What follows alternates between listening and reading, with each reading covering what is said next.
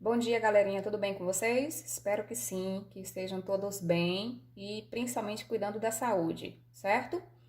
Vamos continuar aqui com o nosso cronograma e aí nós já estamos no capítulo 7 do módulo 2. É o último assunto do módulo 2 de gramática, certo? E esse último assunto aí vai ser o de concordância nominal. Prestem atenção, concordância nominal. Quando eu falo assim, concordância nominal, a primeira coisa que me vem à cabeça é o que significa a palavra concordância. Como eu sempre falo para vocês, analisem sempre a palavra. Qual o significado da palavra? Concordância. O que é concordância? É estar em conformidade, é estar de acordo com alguém ou com algo. E na gramática normativa, o assunto de concordância é justamente isso. Eu vou, na verdade, estabelecer uma relação entre palavras e elas vão flexionar para combinar entre si, tá? Elas vão concordar entre si. E aí nós vamos ter dois tipos de concordância: a concordância nominal e a concordância verbal. A primeira que nós vamos ver vai ser a concordância nominal. E aí você vai lembrar o seguinte: concordância nominal é a concordância que vai acontecer entre nomes. E o que vai ser nome na gramática? Tudo que não for verbo, tá? Morfologicamente falando, tudo que não é verbo. E automaticamente eu vou analisar principalmente o meu substantivo. Por quê? Porque o substantivo ele vai concordar com as outras classes de palavras, com os pronomes, com os artigos, com os numerais, com os adjetivos e assim sucessivamente. Nós temos algumas regrinhas que são importantes, né, para você lembrar de concordância e não, na verdade, você vai ler, você vai aprender e não vai esquecer mais. A primeira regrinha, que é bem fácil e que você não vai mais esquecer, é que o substantivo, ele vai ser o herói, ele vai ser como se fosse o protagonista da frase, da oração, do período, né, no que se trata de concordância nominal. E aí o que acontece? As outras classes gramaticais, elas vão concordar com ele. Então, quando é que eu vou usar o adjetivo, professora? Eu vou colocar no plural, eu vou colocar no singular, eu vou colocar no feminino? Como é que eu sei como empregar o adjetivo? Bem simples. Eu vou concordar em gênero e número com o substantivo a que me referi. Como assim? Observem aí no exemplo. Braços abertos. Braços é o substantivo. Abertos, o adjetivo. O que aconteceu? Eu coloquei o adjetivo no plural e masculino porque o substantivo braços está no plural e no masculino. Então, automaticamente, eu vou concordar com o substantivo em gênero e número. Olha o segundo exemplo aí. Braços abertos para a estrada amarela e estreita. Eu coloquei dois adjetivos, amarela e estreita. Só que esses adjetivos estão no feminino e no singular. Por quê? Porque concordam com o substantivo estrada, que também está no feminino e no singular. Entenderam? Então, essa é a regra geral. O meu adjetivo ele vai concordar com o meu substantivo em gênero e número. Beleza? Só que nós temos alguns casos que são específicos também. Esse adjetivo, você vai logo perguntar, esse adjetivo ele pode ocupar lugares diferentes na minha frase ou na minha oração. Ele pode vir antes do substantivo ou pode vir depois do substantivo. E aí a regra também ela pode mudar. Por exemplo, quando o adjetivo ele vem depois do substantivo, ele vai, na verdade, seguir duas linhas de raciocínio. A primeira é que ele já vai automaticamente para o masculino plural. Como assim, Pro? Observem aí. O vaqueiro e a moça, apaixonados, fugiram pelo sertão afora. Observem que o adjetivo ele veio depois do substantivo. Só que eu tenho dois substantivos aí de gêneros diferentes. Quando eu tenho gêneros diferentes, ou seja, masculino e feminino, eu vou seguir a regra básica da gramática. Eu já vou automaticamente colocar no masculino e no plural, porque aí fica fácil de vocês lembrarem. Então, o vaqueiro e a moça, apaixonados, fugiram pelo sertão afora. Beleza, fácil, tranquilo. Tenho dois gêneros, um masculino e um feminino, então o que eu vou fazer? Eu automaticamente vou colocar meu adjetivo no masculino e no plural. Pronto, acabou. Facinho. À distância, a mulher e o mar, calmos, pareciam uma pintura. Por que calmos? Porque eu segui essa regra geral. Distância, mulher, mar. São substantivos que estão em gêneros diferentes. Eu tenho aí palavras que estão no gênero feminino e tenho uma palavra que está no gênero masculino. O que acontece? Regra geral. eu vou automaticamente colocar esse meu adjetivo no masculino e plural. Pronto, porque eu não vou esquecer. Se eu tenho gêneros diferentes ou números diferentes, eu já vou automaticamente colocar o meu adjetivo no masculino e plural. Beleza. E se eu não quiser, professora, tem uma outra forma? Tem sim, tem outra forma. Eu posso também concordar com o substantivo mais próximo. A gramática permite isso. No lugar de ir para aquela regra geral que eu acho mais fácil, que é colocar logo no plural e masculino, eu posso concordar com o substantivo mais próximo. A remessa e o destinatário francês estavam detidos na alfândega. Pronto, eu concordei francês, que é o adjetivo, com o substantivo destinatário. Perfeito. Temos de decidir pelo caminho e pela vida mais tranquila. Pronto, também fiz isso aqui, ó. Tranquila é o adjetivo que concordou com vida, que é o substantivo que está mais próximo. Então, eu tenho duas possibilidades. Ou automaticamente eu já coloco o adjetivo no plural e masculino, quando eu tenho gêneros diferentes, ou números diferentes, ou eu posso concordar com o substantivo mais próximo. As duas possibilidades serão corretas. Outro caso, quando o adjetivo ele vier antes do substantivo, porque nós falamos do que quando ele vem depois, né? Agora é quando ele vem antes. O que vai acontecer? Eu vou concordar geralmente com o substantivo mais próximo. Então, os antigos postes e luminárias foram reconduzidos ao museu. O que eu fiz aqui? Eu concordei o adjetivo antigos com o substantivo postes, que é o mais próximo dele. Então, a regra é fácil, é bem clara, dá para todo mundo entender. Nós temos alguns casos, gente, de concordância nominal que nós vamos sempre observar a palavra, tá? O termo. Essas palavrinhas que nós vamos ver agora, por exemplo, são palavras que vão concordar com o nome a que se referem. Então, elas sempre concordarão com as palavras ou com os termos a que se referem. Como assim, Pro? Observem aqui, ó. Os alunos mesmos organizaram o trabalho. Por que eu coloquei mesmos?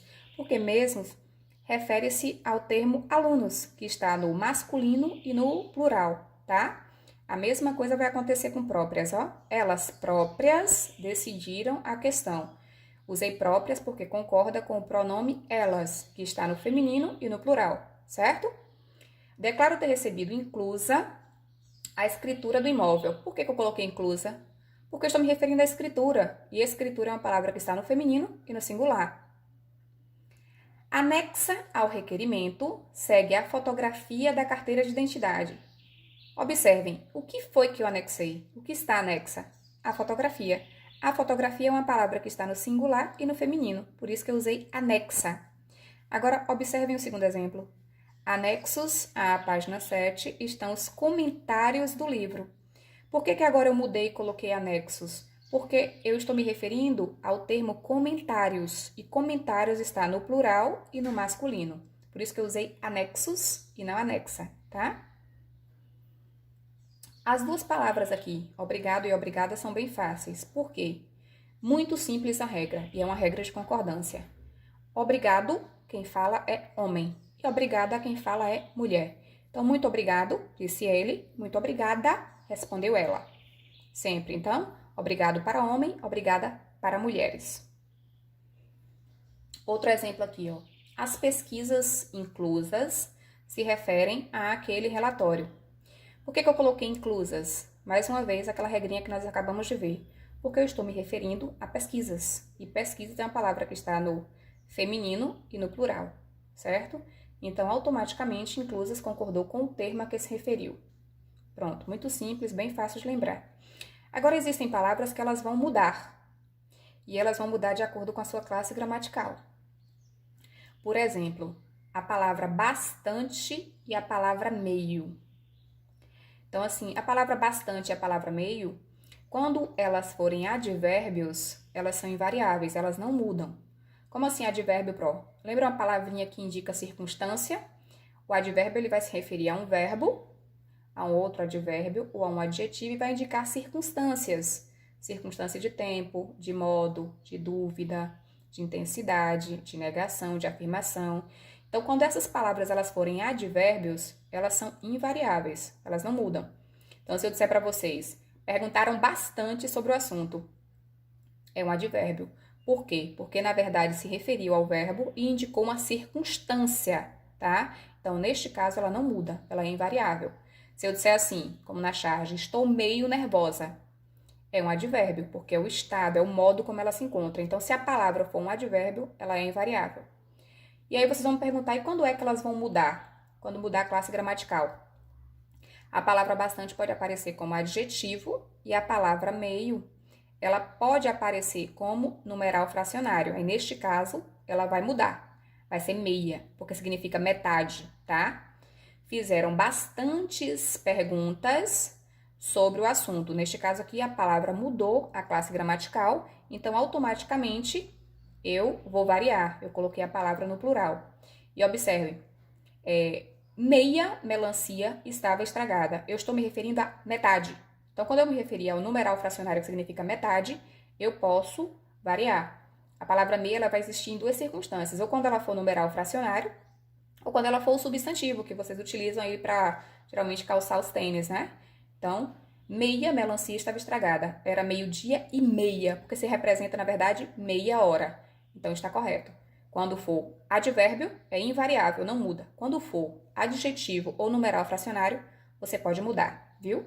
Cuidado que isso aí é uma pegadinha e cai sempre nas provas. Gente, a palavra menos é sempre invariável. Não existe menos, tá? Não existe. Então, na sua classe há menos moças do que rapazes. Pronto, perfeito. As expressões é necessário, é proibido, é bom. Cuidado porque essas expressões elas têm uma pegadinha. Qual é a pegadinha?